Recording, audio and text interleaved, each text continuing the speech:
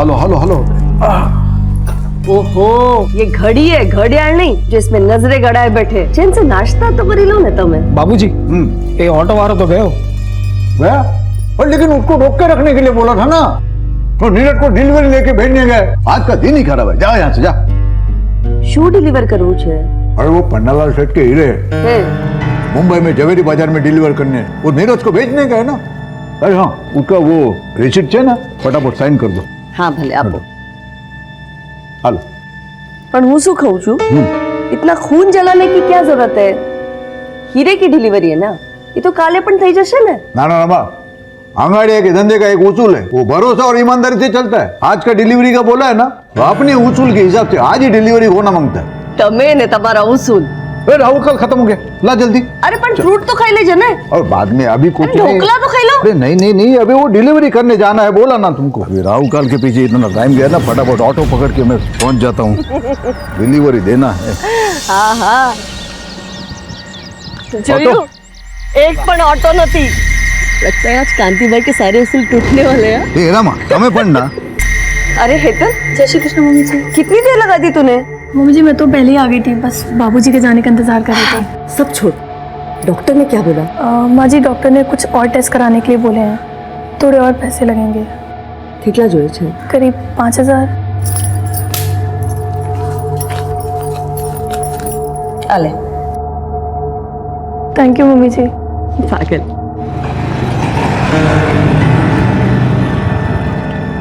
बस बस बस, बहुत बहुत धन्यवाद।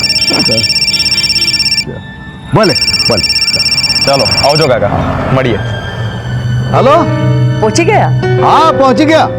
हाँ नीरज हवे निकली जासे, 2 वागे ट्रेन से। जय कृष्ण हार्दिक।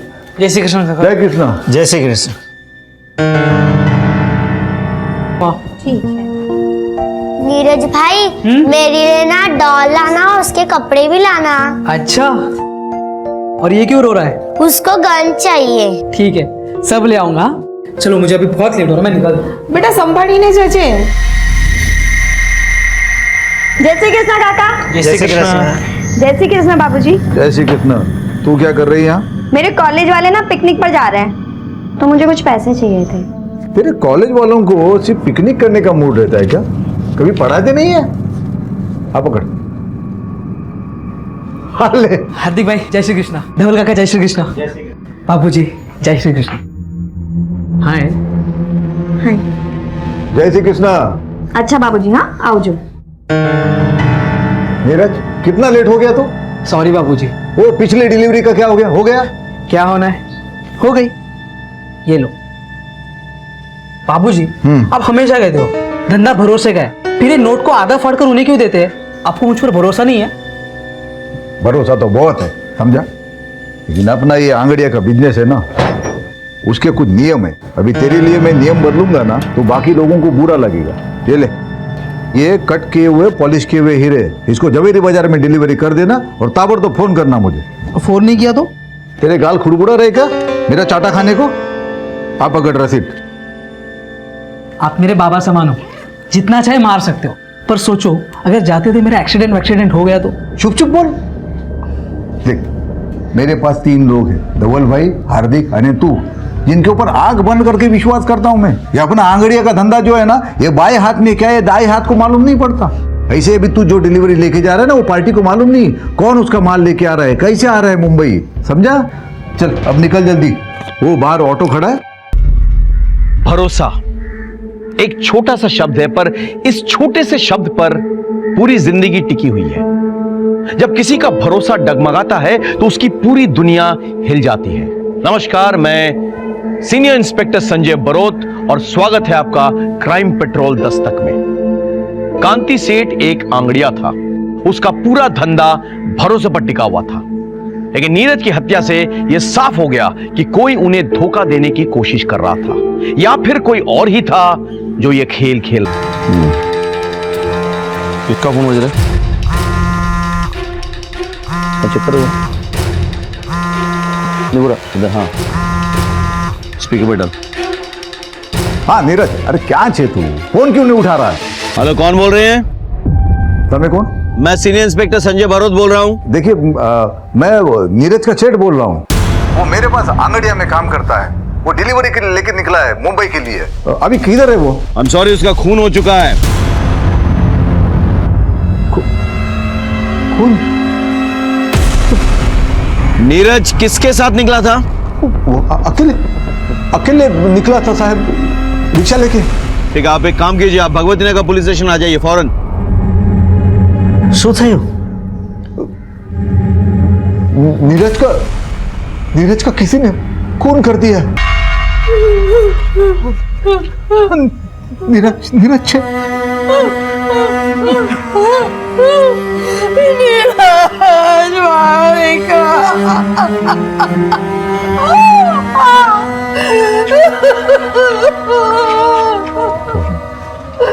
ऐसी बात कर लीजिए। नीरज कहाँ जा रहा था? साहब वो हीरे की डिलीवरी देने जा रहा था। उसने किसी से कुछ कहा था इस बारे में? किसी को घर पे किसी से? हमें नहीं पता था साहब कि हीरा अप्पानु काम करे छे। हमें तो ऐसा ही पता था कि वो एक कुरियर कंपनी में काम कर रहा है।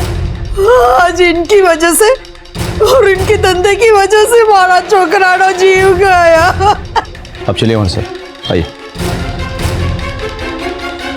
लूट और मर्डर का मामला लगता है। किस किस को पता था कि नीरज के पास हीरे हैं? बीजू तो मारा બે ખાસ આદમી છે ધવલ અને હાર્દિક, અને મારી પત્ની रमा। अंगाड़ियाનો बिजनेस છે वो तो उसी के नाम से चलता है, तो उसको तो सब पता है। हमें શું કામ કોઈને બતાવીએ? नहीं सर, कोई नहीं, पण नहीं। हाँ साहब, इन लोगों ने कुछ नहीं किया है। अब इतना भरोसा कैसे कर सकते हैं? अब ये हमारा धंधा जो है वो भरोसे और ईमानदारी पे ही चलता है। ये धवल भाई हार्दिक हमारे पास बहुत सालों से काम कर रहे हैं, तो इनके ऊपर तो आंख बंद करके विश्वास करते हैं। आंख बंद करके चलने से ठोकर लग सकती है, याद रखिए। अब तो आंगड़िया बिजनेस की मालकिन है, आपको तो सब पता होगा। खबर तो बधी छे साहब, पण मालकिन कहीं नहीं। ये धंधा तो मेरे बापूजी का था। कागज में नाम जरूर है, पर कितना वर्षों थी तो मेरे पति संभाल रहे ये धंधा। मैं किसी से क्या बात करूंगी? इस सिलसिले में तो मेरी किसी से मुलाकात भी नहीं होती। वो सब ठीक है, लेकिन जो कोई भी है उसने फील्डिंग बहुत अच्छी की है। आपके खिलाड़ी के बारे में उसको पूरी जानकारी थी। हम अभी निकलते हैं, लेकिन आगे आपकी मदद की जरूरत पड़ेगी। क्या फटाफट ले आओ। सर, जहाँ नीरज का मर्डर हुआ था वहाँ आसपास हर जगह हमने चेक किया, लेकिन कोई सीसीटीवी लगा हुआ नहीं। अजय, बहुत प्लानिंग के साथ ये लूट और मर्डर किया गया है। किसी को अच्छी तरह से पता था कि नीरज के पास वो हीरे हैं। उसका ऑटो जब किसी सुनसान जगह पे पहुंचा तो उसे गोली मारकर वो हीरे निकाल लिए। सर, ऐसा भी तो हो सकता है इन सब में वो ऑटो वाला भी शामिल हो। करेक्ट, ढूंढो उसको, उसका मिलना बहुत जरूरी है। सर, जो किसी की जान नहीं बचा सकता। हमें बस इसके बाद आप अंगड़िया का धंधा नहीं करेंगे। रमा शू बात करो छो? रमा, आंगड़िया मेरे लिए सिर्फ काम नहीं है, ये विरासत है। और याद है ना, तुम्हारे पिताजी ने मरते वक्त मेरे से कसम ली थी कि उनके धंधे को मैं ईमानदारी से बढ़ाऊंगा। वो बढ़ाया मैंने। अरे पर कोड़ा बातें जाननी जोखिम कर सकता मैं। आपका एक भी बेटा इस गांव को आगे नहीं बढ़ाने वाला। बेटे नहीं आने वाले तो अब हमारी शू गलती है? मैंने कोशिश की थी बड़े बेटे को धंधे में लाने की। क्या किया उसने? गपला किया, नाम खराब किया मेरा। आज से इनका साथ निकला वो। पर હું મારા નાના દીકરાને આ ધંધામાં नहीं लाવીશ। ये धंधा मेरे नाम पे है ना, तो धीरे धीरे ये धंधा मैं धवल और हार्दिक को सौंप दूंगी। पर इस धंधे की मनुष्यत मैं इस घर में नहीं आने दूंगी। मेरे को मेरा पैसा चाहिए। मारा हीरो शू? अरे मेरे 25 लाख का क्या होगा? शर्म नहीं आती पन्नालाल से पैसा मांगते हुए? तुम्हारे हीरो के चक्कर में मेरा आदमी मारा गया। मेरे को मेरा पैसा। ये सवाल आप मुझसे क्यों पूछ रहे हो? सकता है किसी का उससे कोई झगड़ा हो गया हो और वो असल में नीरज को मारने आया हो, और मारने के बाद उसे लूट की शक्ल दे दी। मेरे बच्चे के पास तो ये घर को संभालने और अपने छोटे भाई बहन को संभालने के बाद समय ही कहाँ बचता था। बहुत जिम्मेदार बच्चा था मेरा। उसके लिए तो ये घर ही सब कुछ था। इंस्पेक्टर साहब, तुमने एक मानी सौगंध है, इंसाफ दिलाइए साहब, मेरे बच्चे को इंसाफ दिलाइए।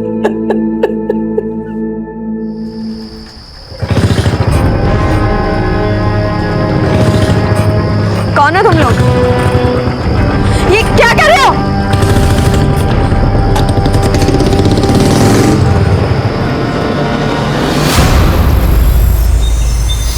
सर, जिस ऑटो में नीरज जा रहा था उसके ड्राइवर के बारे में पता चल गया है। वो अपने ही एक रिश्तेदार के घर में छुपा हुआ है।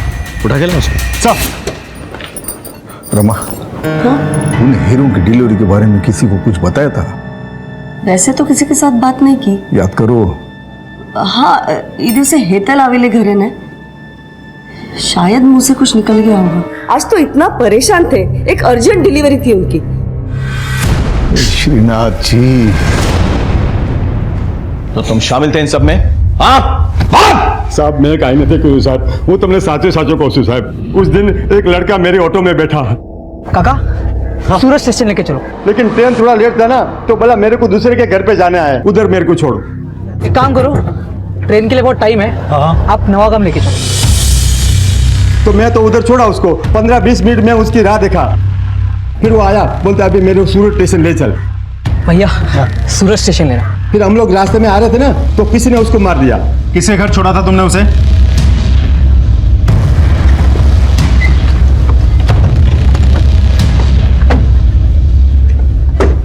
आप नीरज को जानती हैं? हाँ जी सर, बचपन से जानते हैं एक दूसरे को हम। वो कल आपसे मिलने आया था। आया था सर। उसकी बदकिस्मती थी कि मुझसे मिलकर जाने के बाद किसी ने उसकी जान ले ली। काश कि वो यहाँ ना आया होता, सीधा स्टेशन चला जाता तो बच जाता सर। वो क्यों मिलने आया था कल आपसे?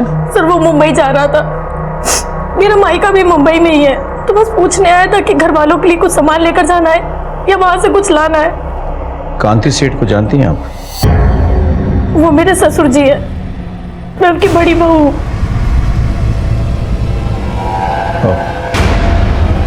ठीक है, हम चलते हैं, कांति सेठ से मिलके आते चलो। हेतलनी बात एकदम साची है साहब। नीरज अपने परिवार के साथ हेतल के पड़ोस में रहता था। उन दोनों में एकदम भाई बहन का रिश्ता था। तो आप कह रहे हैं कि हेतल का इन सब से कोई लेना देना नहीं है? नहीं साहब, ऐसा नहीं है, हो भी सकता है। कैसे? हेतल का पति मेरा बेटा कल्पेश है। आप अपने बड़े बेटुआ के डॉक्टर साहब? ये माँ बनने वाली है। ठीक है, आप एक नंबर नोट कर लीजिए, 444। क्या हेतल मां बनने वाली है? भाई गोपाल ने मेरी सुन ली। वकील साहब, कल्पेश की जल्द से जल्द जमानत करवा दो। पैसे की चिंता मत करो, जितने लगेंगे मैं सब दूंगी।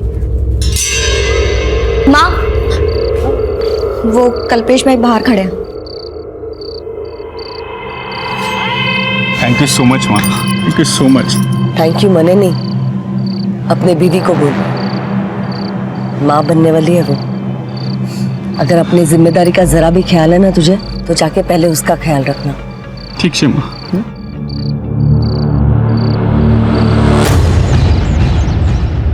सर, फॉरेंसिक डिपार्टमेंट ने आपको नीरज मर्डर केस की डिटेल्स मेल किया है, मेल चेक कीजिए सर।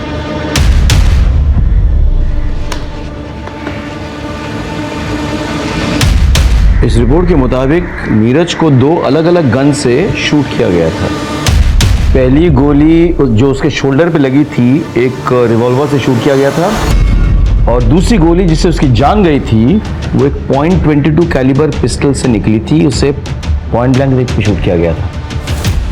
यानी क्लियर है सर, लेकिन एक मामूली से अंगाड़ी या कोरियर वाले लड़के को मारने के लिए 2-2 गन्स का इस्तेमाल किया गया है। बात कुछ हजम नहीं हुई सर। रमा, तूने कल्पेश की जमानत करवाई? हाँ। क्यों? तुमको पता है ना वो कैसा है। वो जो भी है, जैसा भी है, हमारा छोकरो छे। और आपने पुलिस के आगे उसका नाम लिया ही कैसे? बहुत सही किया है, लेकिन तुमने उसकी जमानत करके बहुत गलत किया है। गलती मैंने नहीं, तुमने की है। छोटी सी गलती के लिए मारा डिकरा ने घर से बाहर निकाल दिया। वो जुआ खेलने के लिए मेरे बिजनेस का पैसा चुराया उसने, छोटी सी गलती है। बिजनेस तमारो नहीं, मारो छे। और अगर बच्चे गलती करते हैं ना तो माँ बाप उसे सुधारते हैं। रमा कल पे एक बच्चा नहीं है तो मैं क्या करती? उसको लॉकअप में रखती, उसके बीबी को अकेला छोड़ती।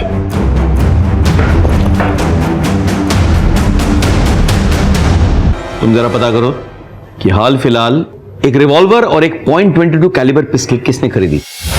हो जाएगा साहब, चलता हूं। आपको क्या लगता है सर?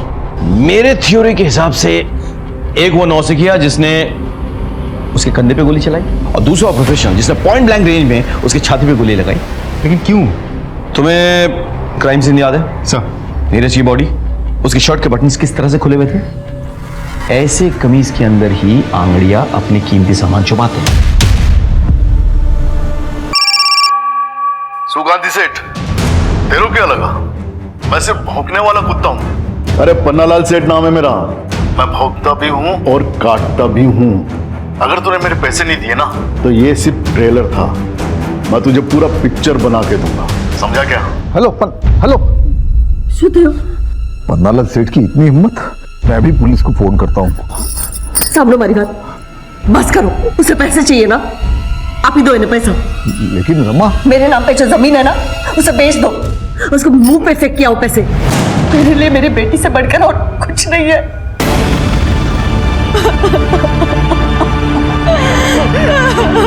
अक्सर लड़कियों के साथ हुए मोलेस्टेशन, छेड़खानी, यहां तक कि बलात्कार जैसे संगीन अपराध में भी लोग पुलिस तक नहीं आते। यह सरासर गलत है। अगर पुलिस को अपराध के बारे में पता नहीं चलेगा तो वो अपराधियों तक कैसे पहुंचेंगे, कैसे उन्हें सजा दिलवाएंगे? कांति सेठ और रमाबेन ने भी पारुल के मोलेस्टेशन के बारे में पुलिस को नहीं बताया। उधर नीरज के मर्डर केस में किसी के खिलाफ हमें कोई सबूत नहीं मिल रहा था। हम इन्हीं चीजों में उलझे हुए थे कि अचानक कुछ ऐसा घटा। पहले नौकर हार्दिक और पंचुल ने देखा, फिर बहू जिग्ना और विपुल। मैंने ही आप लोगों को फोन किया। पूरी जगह को देखकर ऐसा लग रहा है जैसे किसी ने कुछ भी टच तक नहीं किया है। हा?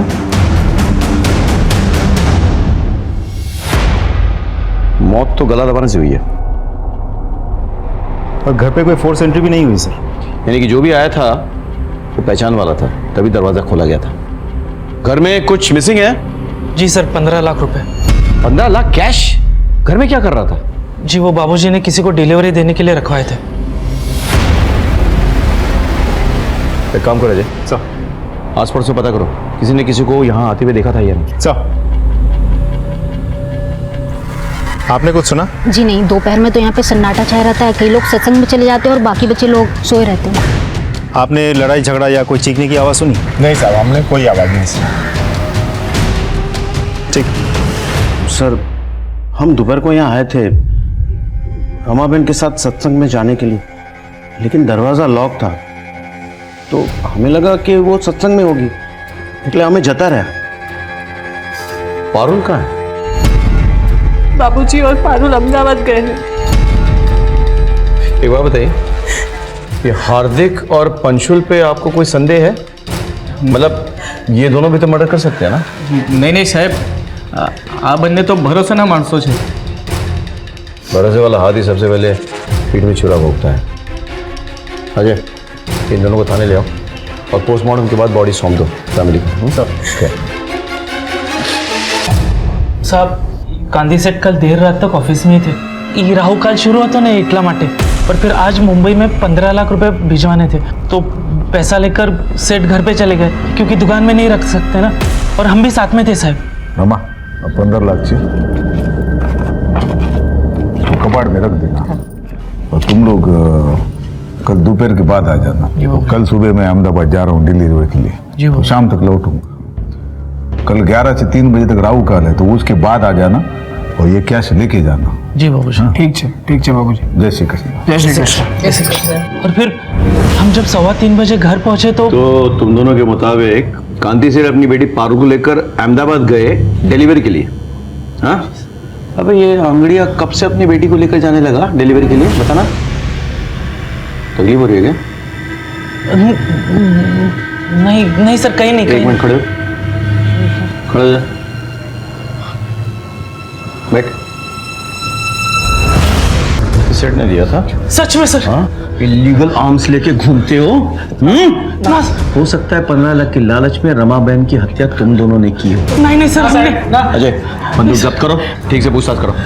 सर बात जगह थी सर। चल सर कुछ नहीं किया सर, कुछ नहीं किया सर, कुछ नहीं किया सर, आपने नहीं मारा सर, आपने नहीं मारा सर। सर डोंट वरी, मैं करवा दूंगा। ओके सर, दोनों को रात भर बहुत तोड़ा, लेकिन दोनों के दोनों एक ही रट लगाए बैठे हैं। हमने रमाबेन को नहीं मारा। सर कांति सेठ अपने घर पहुंच गया। अजय काम करो, हार्दिक के पिस्तौल को फॉरेंसिक के पास भेजो, चेक करवाओ। जी, ये नोट के नंबर हम लिख के रखते हैं, वो धवल भाई को पता है। Serial number? 1 minute sir. हाँ ये रहा, B325 थी G927। ये पैसे आपने दिए थे डिलीवरी के लिए? हाँ सर, हमने दिए। इसी सीरियल नंबर के नोट्स थे? Yes sir. Serial number confirm कर लिया है, इसी नंबर के नोट्स थे। गुड। एक बात बताइए, हार्दिक को गन आपने दी थी? जी। कहाँ से मिली है गन आपको? एक आदमी है, वो सप्लाई करता है। कौन आदमी? सलाउद्दीन। सलाउद्दीन के बारे में पता करो, और इन नोटों के जो सीरियल नंबर्स हैं ये हर जगह सर्कुलेट करो। सर, आप अहमदाबाद गए थे ना डिलीवरी के लिए? अपने साथ अपनी बेटी पारुल को क्यों लेके गए थे आप? वो उसके बुआ के घर छोड़ने गया था अहमदाबाद में। कोई खास वजह? नहीं साहब, बस बस बस बस इधर निकाल। वो कांति सेठ मेरा पैसा नहीं दे रहा था साहब, तो वो तो डरावा माटे थोड़ा। और उसके बाद तूने रमाबेन को मार डाला? नहीं साहब नहीं, मैंने रमाबेन को नहीं मारा साहब। नहीं मारा तूने? नहीं मारा। नहीं मारा? इसकी इतनी धुलाई करो, इतनी धुलाई करो कि इसके मन का मैल धुल जाए। नहीं साहब, नहीं, छोड़ दो साहब, छोड़। सर हमने सलाउद्दीन के अड्डे पर छापा मारा, लेकिन वो फरार है। अड्डे पर कोई नहीं मिला सर। सर, रमाबेन की पोस्टमार्टम रिपोर्ट आ गई है। सर, उसे गला दबा के मारा गया था, और गला दबाने के बाद उंगलियों के निशान भी मिटा दिया गया था। सर एक बात तो साफ है, जिस तरीके से गला दबाया गया है वो देख के तो लगता है मारने वाला कोई प्रोफेशनल नहीं था। रमाबेन नॉर्मली रोज दोपहर 12:30 बजे सत्संग के लिए जाती थी, और लगभग उसी वक्त उनकी छोटी बहू जिग्ना टिफिन लेकर अपने पति की दुकान जाती थी। जी सर, मैं उस दिन भी करीब 12:30 बजे निकली थी, लेकिन मम्मी जी किसी का इंतजार कर रही थी, शायद पंशुल और हार्दिक का। तो आप पहले से जानती थी कि कोई पैसा लेने आने वाला है? नहीं नहीं सर, मने नहीं खबर। मुझे तो अभी पता चला जब ये सारी बातें सुनी। मम्मी जी ने भी मुझे कुछ नहीं बताया था। मैं माँ के बगैर क्या करूंगा? हर कदम पर माँ ने मेरा साथ दिया था। माँ ने मेरे लिए नया टिफिन खरीद के उसमें मेरी पसंद के छोले बना कर दिए थे। किसने सोचा था कि वो आखिरी बार। सर, कुछ समझ में नहीं आ रहा है कि दोनों केसेस एक दूसरे से जुड़े हुए भी हो सकते हैं, अलग अलग भी। अलग अलग हो सकते हैं, लेकिन मोटिव एक ही है, पैसा। पहले वाले केस में भी एक किलर नॉन प्रोफेशनल था, और दूसरे में भी। तुमने घर वालों को ट्रैक किया है ना? ट्रैक किया सर, लेकिन कुछ सस्पिशियस नहीं मिला, सब कुछ नॉर्मल है।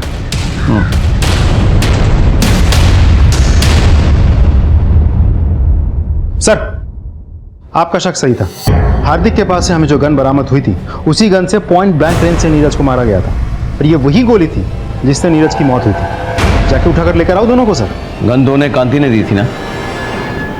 हाँ साहब, पर आगन तो मैंने नीरज की हत्या के बाद खरीदी थी। सलाउद्दीन तो फरार है, पुष्टि कौन करेगा? क्यों खरीदी थी ये गन? साहब, वो नीरज की हत्या के बाद वो मन में डर बैठ गया था, इसलिए। ठीक है, अभी आप जा सकते हैं, लेकिन हम आप पे नजर रखेंगे। भागने की कोशिश मत कीजिएगा। जी सर।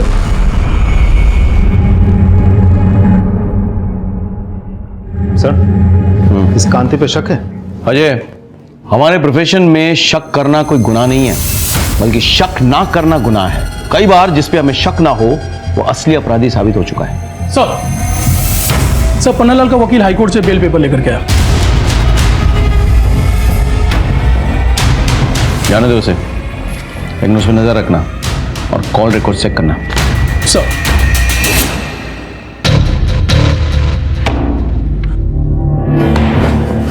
क्या भाई कल्पेश, आज तो बहुत पैसे आ गए तेरे पास। नहीं सर। लेके चलो इसको।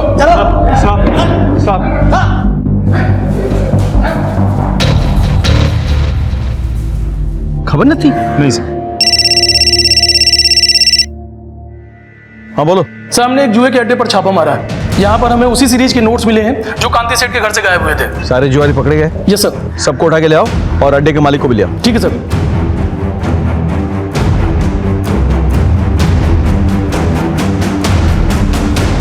कल्पेश। सर मैंने नहीं मारा अपनी माँ को। नहीं मारा? नहीं सर। ये पैसे कहां से मिले? पैसे ये सीरियल नंबर चेक किए जा चुके हैं। बोल। सर ये तो वो पैसे जो माँ ने हितल को दिए थे सर, और हितल ने मुझे दिए। अच्छा हाँ सर, सच कह रहा हूँ। हितल को बुलाओ, लेके आओ उसको। जी ये सच बोल रहे हैं। मैं गई थी उस दिन माँ जी के घर। अरे वाह चिकना, बड़ी अच्छी खुशबू आ रही है। कड़ी बना रही हूँ। अच्छा मम्मी जी कहाँ है? हाँ, जय श्री कृष्ण मम्मी जी। હેતલ બેટા કેમ છે? सारू छू मम्मी। ને તબિયત તારી? नहीं मम्मी, एक्चुअली डॉक्टर ने कुछ टेस्ट करवाने के लिए बोले हैं, तो थोड़े पैसे चाहिए थे। कितना जोज? 25,000। 25,000 तो नहीं है मेरे पास। एक मिनट, तो અહીંયા ચૂકી રહે। हाँ આવું છું।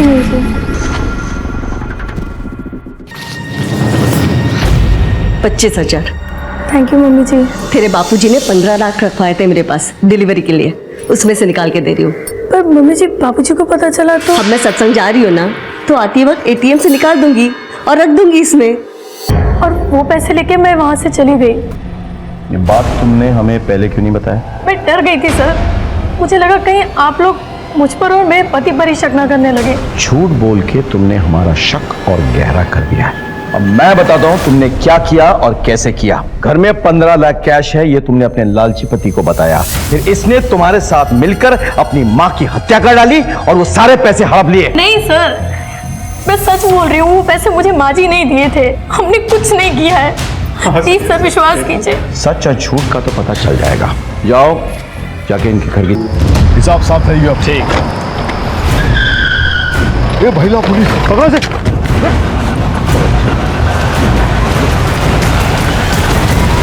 इनके सीरियल नंबर्स मैच करो कांति सेठ के घर से लूटे हुए पैसे के साथ।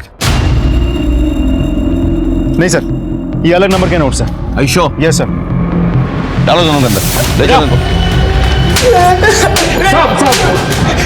ठीक है ठीक है ठीक है ठीक है। साहब मैंने सलाउद्दीन से 25 लाख रुपए लिए थे साहब, और अगले हफ्ते नोटबंदी हो गई साहब, तो मेरा सारा पैसा डूब गया। और ऊपर से सलाउद्दीन ये मेरे को रोज धमकी देता था, पैसा वापस दे पैसा वापस दे। साहब मैं पैसा कहाँ से लाता साहब? साहब मैं पहले ही समझ गया था, ये सीधे सीधे मेरा पैसा तो देंगे नहीं। तो सर हम दोनों ने मिलकर एक प्लान बनाया। अब पन्ना लाल ने कांति को 25 लाख के हीरे दिए थे, तो हम दोनों के बीच बात ये तय हुई कि जो हीरा लेने आएगा, डिलीवरी देने जाएगा, उसको हम मार देंगे, उसको लूट लेंगे और कांति सेठ से भी हर्जाना वसूल करेंगे। लेकिन जब तक हम नीरज को मारते, उससे पहले ही वहाँ कोई और पहुँच गया और उसने उसको गोली मार दिया। और उसके बाद तुमने रमाबेन को मार डाला और 15 लाख रुपए ऐंठ लिया। नहीं, रमाबेन को हमने नहीं मारा साहब। 25 लाख रुपए तो रमाबेन ने हमको दिए थे। पन्नालाल सेठ, मैंने अपनी पुश्तैनी जमीन बेचने को दी है। इन्हें बिना बताए हुए ये इसके बानू के 25 लाख हैं। मेरी बेटी को और मेरे परिवार को तंग करना बंद करो अब। झूठ बोल रहे हो तुम लोग, और पैसे की लालच में तुमने रमाबेन को मार डाला। नती सर नती। नीरज की खून की गुत्थी तो सुलझ चुकी थी, लेकिन रमाबेन के मर्डर की गुत्थी को हम जितना सुलझाने की कोशिश करते वो उतनी उलझती जा रही थी। हम एक डेड एंड पर पहुंच चुके थे, पर इतना तो पक्का था कि इन सब में कोई और भी शामिल था, जिसने नीरज पर भी पहली गोली चलाई थी। मुझे यकीन था कि उसी ने रमाबेन की भी हत्या की। साहब आजा, बड़ी देर कर दी आने में। आप साहब अच्छे काम में वक्त तो लगता ही है ना। कुछ पता चला? हाँ सर, जिन गन से नीरज पर गोलियां चलाई गई थी ना, उनमें से एक गन तो सलाउद्दीन के आदमी ने खरीदी थी। और दूसरी गन। सर ये सब कुछ थोड़ा अजीब नहीं लगता आपको? स्टेप बाय स्टेप चलते हैं। देखो, कांति सेठ के बयान के मुताबिक वो वारदात से पहले वाली रात अपनी बेटी पारुल के साथ अहमदाबाद गए थे डिलीवरी के लिए, और पारुल को अपने रिश्तेदार के घर छोड़ने के लिए। उनके जाने से पहले हार्दिक और पंशुल कांति सेठ के घर आए डिलीवरी के 15 लाख रखवाने। अगले दिन 3 बजे के बाद हार्दिक और पंशुल आने वाले थे वही 15 लाख उठाने के लिए, लेकिन उनके आने से पहले रुपए निकालती है और हेतल को देती है। और 3:15 बजे हार्दिक और पंशुल घर पर आए और रमा को मरा हुआ पाया। सर, इस केस में कुछ तो खटक रहा है। पता नहीं क्यों ऐसा लग रहा है कि इस पहेली में कोई तो कड़ी मिसिंग है। कड़ी नहीं, कड़ी मिसिंग है। दोनों बयान पढ़ो। माँ ने मेरे लिए